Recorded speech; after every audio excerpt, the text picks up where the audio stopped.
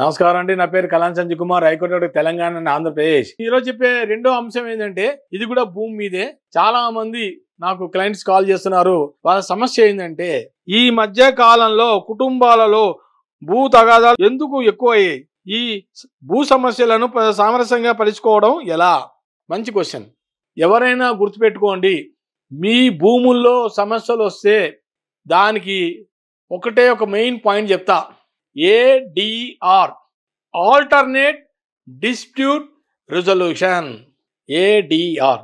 ఫస్టే మీకు భూముల్లో సమస్యలు వస్తే, మీ భూమిని ఎవడైనా కబ్జా చేస్తే మీరు అప్పుడే స్టార్టింగే డైరెక్ట్గా కోర్టుకు వెళ్ళకండి. దీంట్లో మీడియేషన్ ఉంటుంది. మీడియేటర్ అంటారు, మధ్యవర్తిని సంప్రదించండి. 4 పెద్ద మనుషులను కూర్చోబెట్టండి.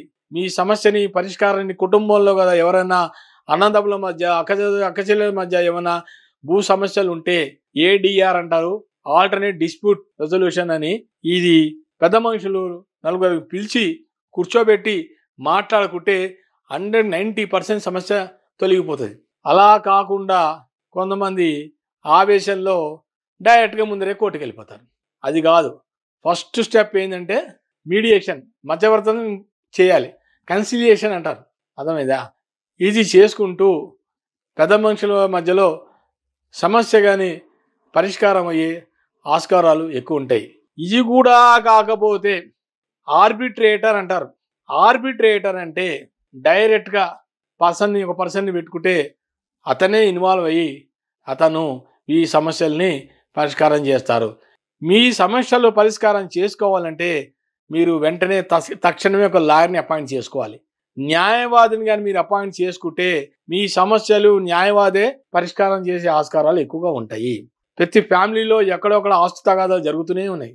నాకు వేరే స్టేట్స్ నుంచి ఆంధ్రప్రదేశ్ అయితే ఎక్కువగా వస్తున్నాయి. మెయిన్ నెల్లూరు ఎక్కువ, విజయవాడ కూడా వస్తుంది. మెయిన్ కూడా వైజాగ్, అనంతపూర్ జిల్లాల్లోంచి చాలామంది భూ వివాదాలే ఎక్కువ. కుటుంబంలోనే ఫ్యామిలీ మెంబర్స్లోనే డిస్ప్యూట్స్. ఒకళ్ళు అన్నదమ్ముల మధ్య దాన్ని సరిగ్గా భాగాలు పంచుకోక, సరిగ్గా పార్టిషన్ చేసుకోక, ఆస్తుల్ని సరి సమానంగా చేసుకోక, ఆస్తులు ఎక్కడి నుంచి వచ్చాయో ఎవరికి తెలియదు. అది పూర్వీకుల ఆస్తిని దాన్ని ఎలా పంచుకోవాలనేది తెలియకపోతే మీరు మధ్యవర్తం ద్వారా, మీడియేషన్ ద్వారా, మీడియేటర్ ద్వారా, ఆర్బిట్రేషన్ ద్వారా అయినా సరే ఒక లాయర్ని పెట్టుకొని మీరు మీ పరిష్కారం చేసుకునే ఆస్కారాలు ఎక్కువగానే కనబడుతున్నాయి. దీన్ని ఏమంటారంటే సరిగ్గా ఏడిఆర్ అంటారు. ADR, alternate dispute resolution. మీ డిస్ప్యూట్స్ని పరిష్కారం చేసుకునే మార్గాలు. ఇవి ఏమీ మీ వల్ల కాకపోతే అప్పుడు మీరు తక్షణమే సమీప కోర్టులో వెళ్ళి మీరు దావా వేసుకోండి. దావా వేసుకొని మీ భూమిలో ఎవరైనా కబ్జా చేస్తే ఫస్ట్ మీరు చేయవలసిన పని అంటే ఒక ఇంజెక్షన్ ఆర్డర్ వేయండి. ఇంజెక్షన్ ఆర్డర్ వేస్తే, అది కూడా డైరెక్ట్గా పర్పస్చువల్ ఇంజెక్షన్ ఆర్డర్ వేస్తే, మీ భూమి అయితే కనుక మీ దగ్గరే డాక్యుమెంట్స్ అన్నీ కరెక్ట్గా ప్రాపర్గా ఉంటే మీకే ఎక్కువ ఆస్కారం ఉంది, మీరే గెలిచే ఆస్కారాలు ఉన్నాయి. కానీ ఎవరైనా గుర్తుపెట్టుకోండి, డాక్యుమెంట్స్ కరెక్ట్గా ఉండాలి. ప్రూఫ్, కోర్టుకి ఎవిడెన్స్ చూపించాలి. కోర్టుకి డాక్యుమెంట్స్ ప్రాపర్గా చూపించకపోతే మీరు కేసు గెలవడం కష్టమే. అన్ని డాక్యుమెంట్స్ వెరిఫై చేసి కోర్టే వెరిఫై చేస్తుంది, ఇది నిజమేనా కాదా, కరెక్ట్ అయినా కాదా అని. ఇవన్నీ పరిష్కారాలు చేసుకుంటే సగానికి సగం మీ భూ సమస్యలు పరిష్కారం అయ్యే ఆస్కారాలు ఎక్కువ ఉన్నాయి.